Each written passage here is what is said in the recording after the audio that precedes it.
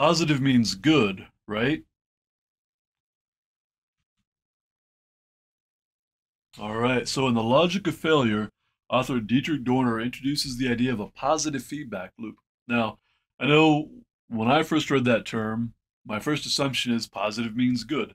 So if it's a positive feedback loop, it must be some kind of positive feedback.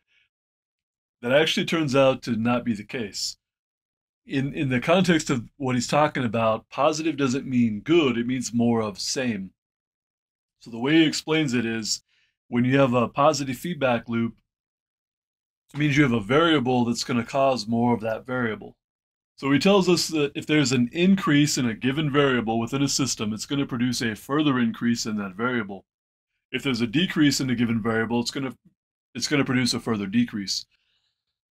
I'm going to give you a real simple example just to illustrate the point, and then I'm going to talk about how this is applicable to daily life. One simple way to kind of nail this down is if we have an animal population, the larger the population is, the larger it tends to become. This can happen to the point to where resources in the region are depleted and the animal population will decrease.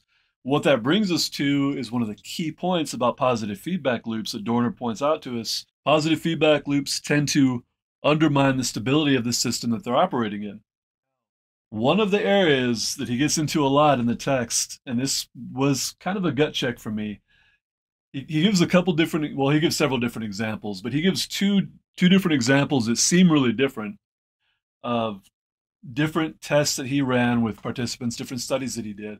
In one of the examples, the bad participants, the people that didn't perform well, they didn't have any time constraints and they gathered a lot of information.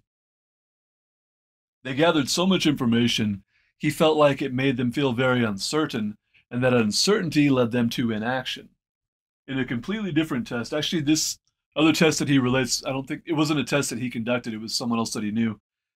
But there was another experiment where there was a real strict time constraint on the participants to gather information. And the way the participants who didn't do as well in that test treated that time constraint was they refused to gather information and they just acted. So we have two different things that are related. So in one example, we have a strict time constraint, and the participants refused to gather the information they needed to participate fully in the experiment. In the other example, there was no real-time constraint. The result was people gathered too much information. Now, a quote from the text, Dorner tells us, "We combat our uncertainty either by acting hastily on the basis of minimal information or by gathering excessive information which inhibits action and may even increase our uncertainty." What do we do with that? The easy answer is we need to gather enough information to where we can make decisions, but not so much that we become uncertain. And I know that is, I almost say that tongue in cheek because that's difficult and that's something that we're not really going to be able to assess until after we're done with something if we gathered enough information, if we had too much.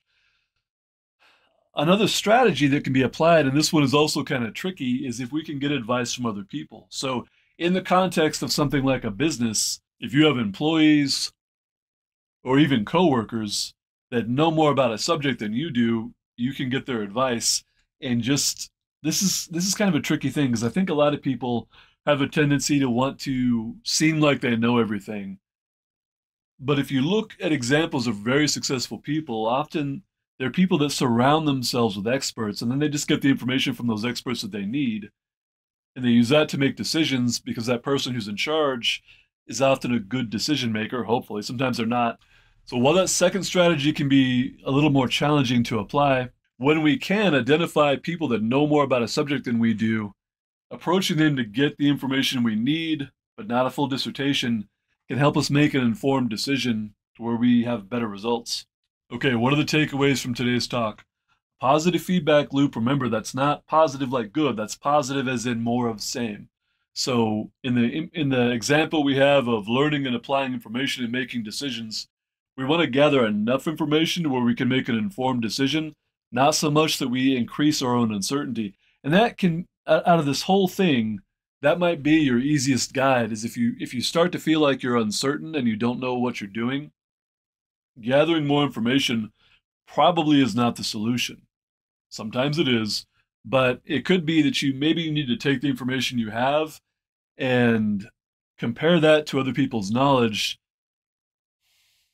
to put yourself in a position where you can just make the best decision possible and then move forward. Keeping in mind, and I've talked about this elsewhere, one of the just traps we have when we're dealing with complicated situations, what Dorner calls complex systems, is if you come across like you know everything and your whole thing is based off having all the answers, you can paint yourself into a corner. If you come across like the person who's going to find the answers and make the decisions, this is a different strategy, it's a different mindset, it's a different outlet. It can put you in a much stronger position. All right, so that's all I'm going to go into on this today. I just wanted to introduce the idea of a positive feedback loop and give you a little bit of an idea of how you can recognize when you're in one and some ideas about what you can do to help manage those situations better. If you found this interesting and you want a more in-depth discussion, check out my podcast. The link's in the description. I'm currently reviewing this book, and I go into a lot more detail on that because it's more of a long-form thing. And finally, if you know an example of a positive feedback loop that you have dealt with, feel free to post that in the description and talk about how you dealt with it. All right, thanks for watching. Go read a book.